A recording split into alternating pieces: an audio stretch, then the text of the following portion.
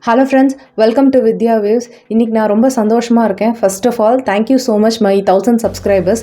நேற்று நைட்டோட நம்ம சேனல் வந்து ஒரு 1000 சப்ஸ்கிரைபர்ஸை ரீச் பண்ணிட்டோம். அதுக்காக உங்கள் எல்லாருக்கும் ரொம்ப பெரிய நன்றி. இப்போ வீடியோக்குள்ளே போகலாம் வாங்க. இது வந்து முளக்கீரையோட தண்டு, ரொம்ப சின்ன சின்ன தண்டு தான். இதை வச்சு தான் நான் ஒரு சிம்பிளான ஒரு டிஷ் செஞ்சு காட்ட போகிறேன். தண்டு வந்து பெருசாக இருந்தாலும் பரவாயில்ல, சின்னதாக இருந்தாலும் பரவாயில்ல, அதை தூக்கி போடாதீங்க. இப்போ தண்டை குட்டி குட்டியாக இந்த மாதிரி சாப் பண்ணி க்ளீன் பண்ணி வச்சுக்கோங்க. ஒரு 2லேருந்து 3 வாட்டி தண்ணி விட்டு நல்லா அலசி எடுத்துக்கோங்க. தண்டு வந்து மேலாப்புல முழுகிற அளவுக்கு கொஞ்சமாக தண்ணி விட்டுக்கோங்க. கூடவே ஒரு சிட்டிகை மஞ்சத்தூள் சேர்த்துக்கோங்க. முளக்கீரையை சும்மா தண்டு கீரைன்னு சொல்லலைங்க, ஏன்னா முளக்கீரையில் அவ்வளோ சத்துக்கள் இருக்குது. முளக்கீரை மட்டும் இல்லை, அதோட தண்ணையும் சேர்த்து சாப்பிட்ணுன்றதுனால தான் இதை வந்து தண்டு கீரைன்னு சொல்கிறாங்க. இது கூடவே கொஞ்சமாக உப்பு சேர்த்துக்கோங்க. இதை வந்து ஒரு 2 நிமிஷம் போல் கொதிக்க விட்டு எடுத்துக்கோங்க. இப்போ முளக்கீரை தண்டை நல்லா வடிகட்டி எடுத்து வச்சுக்கிட்டாச்சு. கூடவே ஒரே ஒரு வெங்காயத்தை நல்ல பொடியாக நறுக்கி வச்சுருக்கேன். ஒரு காஞ்ச மிளகாயும் எடுத்துக்கோங்க. பேனில் 1 ஸ்பூன் அளவுக்கு எண்ணெய் விட்டுக்கோங்க. எண்ணெய் சூடான பிறகு கடுகு, உளுத்தம்பருப்பு, நம்ம எடுத்து வச்சுருந்த காஞ்ச மிளகாயும் கிள்ளி போட்டு தாளிச்சுக்க போகிறோம்.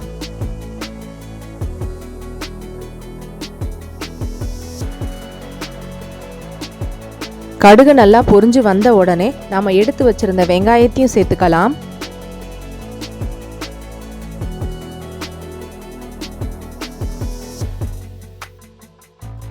வெங்காயத்தை வதக்கிக்கோங்க.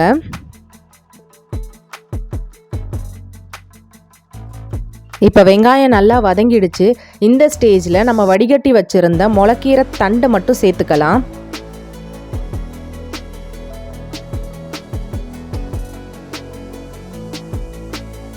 இதை வந்து ஒரு 30லேருந்து 40 செகண்ட் போல் வதக்கிக்கோங்க. ஏன்னா நம்ம ஏற்கனவே வந்து வேக வச்சு தான் வச்சுருக்கோம் முளக்கீரை தண்டை.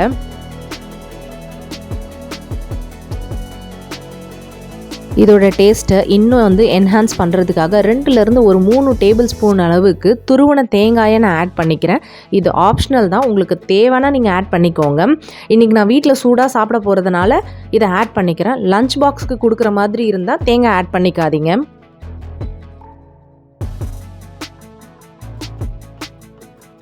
இதை வந்து நல்லா ஒரு வாட்டி கலந்து விட்டுக்கோங்க.